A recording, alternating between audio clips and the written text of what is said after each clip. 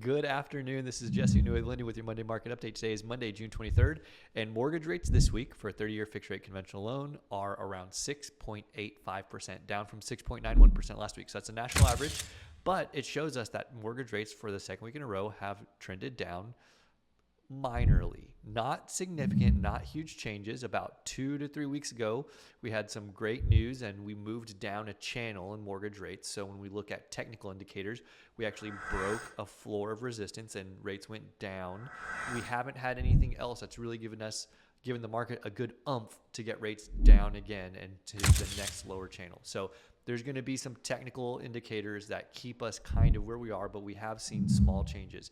Now, why did the rates go down? Last week, inflation came back low again. Now, not as low as the target is, but in the mid to low 2% range, which is really good.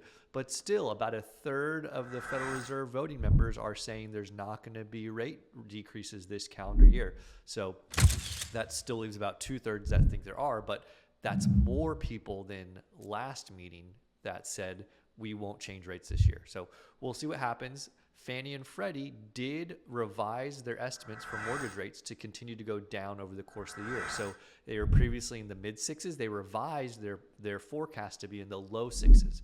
So that means that some of the other organizations in the mortgage world are seeing rates are going to continue to go down. So what do we have coming up this week?